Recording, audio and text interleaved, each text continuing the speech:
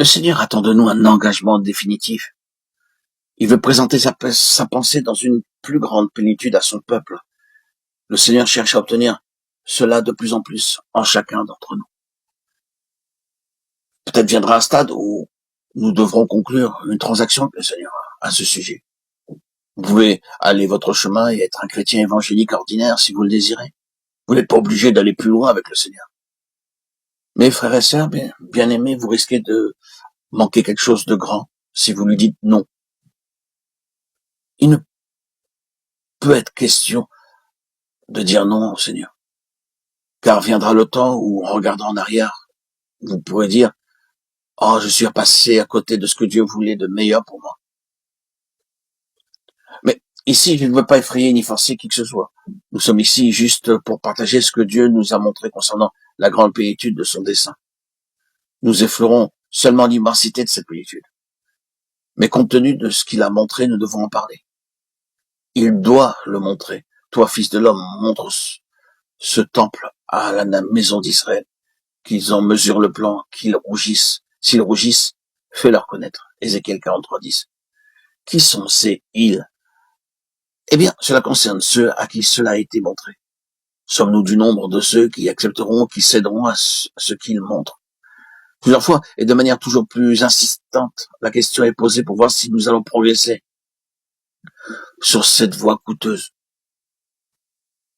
Il nous est demandé de considérer ces choses et de prendre une décision devant le Seigneur, dans nos cœurs, pour savoir si nous allons marcher, si nous allons rester avec lui pour une plus pleine expression de sa pensée, ou si nous allons nous contenter d'une moindre mesure. Il y a suffisamment d'arguments pour nous inciter à prendre la voie la plus facile, si nous sommes disposés à les écouter. Car beaucoup d'autres chrétiens prennent un sentier plus facile et Dieu les utilise et les bénit. Qu'est-il donc demandé de plus? Tout ce que je dis, c'est que si vous avez des raisons de penser que l'Église aujourd'hui dans l'ensemble est du bon côté de la grande révélation du dessein de Dieu en Christ, si vous êtes sûr qu'il en est ainsi, alors allez avec cette majorité. Mais si vous ressentez qu'il y a quelque chose qui décide plus que cela, que l'Église a besoin de quelque chose et que vous avez besoin de quelque chose de plus, bien alors, cela va impliquer un prix. Vous serez sauvés, bien sûr, si vous mettez votre foi dans le Seigneur Jésus. Mais il ne s'agit pas de cela ici. Vous ne perdrez pas votre salut, mais vous pouvez perdre le prix. Le salut n'a jamais été une chose que nous devions gagner. Mais il y a quelque chose qui s'appelle le prix, Philippiens 3:14. Non pas dire ce que c'est à présent, mais nous y sommes confrontés.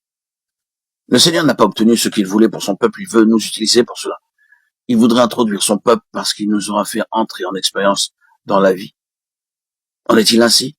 Ah bien alors, nous serons tous confrontés à une crise. Moi, comme beaucoup parmi vous. Permettez-moi de dire du fond de mon propre cœur que je suis personnellement et assez fréquemment confronté à cette crise. Alors que le prix pour suivre ce chemin de la croix se fait pressant. Je dois souvent prendre du recul et dire, bien, sur quelle base est-ce que j'ai commencé sur ce chemin? Sur quelle base avons-nous tous commencé? Est-ce que ce n'était pas sur la base de Jean 5?